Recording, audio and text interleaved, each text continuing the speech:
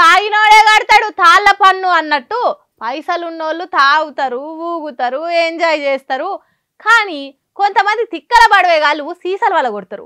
రోడ్ల మీద పొలాలల్లా సర్కార్ బడులల్లా సీసాలు వల కొట్టి చిల్లరేషాలు వేస్తారు. అసొంటోళ్లకు ముగుతాడేసేటానికి కేరళ సర్కారు మంచి ఉపాయం చేసింది. మందు దాగి సీసాను సీదా బారు షాప్లో వాపసిస్తే 20 రూపాయలు ఇస్తారట. అంటే మళ్ళోసారి దాగినప్పుడు మంచింకు పుట్నాలు కారం బూంది కోసం ఆ 20 రూపాయలు అక్కరొస్తాయని సీసాలు వలగొట్టారట.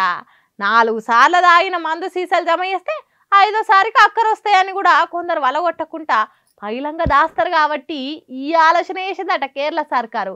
అబ్బా మంచి పని చేస్తున్నది కేరళ సర్కారు. మన కాడ కూడా పెడితే మంచిగా ఉండు అనుకుంటుర్రా? అస్సలు ముచ్చట తెలిస్తే నోరుదెరుసుడు ఖాయం. ఎందుకంటే సీసా వాపసిస్తే ఇచ్చే 20 రూపాయలు మందు బాబులయ్యేనట. అంటే మందు తీసుకునే ముందు ఎగస్ట్రా 20 రూపాయలు డిపాజిట్ చేయాలన్నట తాగుబోతులు అన్నట్టు. సీసాలున్న మందు దాగి దానికి ఏం కాకుండా తిరిగి తీసుకొచ్చి ఇస్తే ఆ 20 రూపాయలు ఇస్తారట షాపోలు.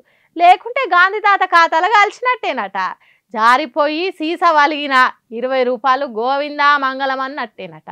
800లకు ఎక్కువ ధరున్న మందు బాటిల్కు ఈ రూలు పెడుతున్నారట. అంటే చిన్న సీసాలు మాత్రం పలగొట్టరా అంటే తక్కువ ధర మందును ప్లాస్టిక్ బాటిళ్ళల్లో అమ్ముతున్నారట.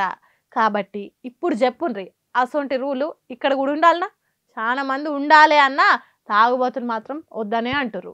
ఎందుకంటే తాగిన తర్వాత బాటిల్ ఏమవుతుందో వాళ్ళకే తెలియదు. కాబట్టి చూడాలి ఆ రూల్ మన కాడికి ఎప్పుడు వస్తుందో.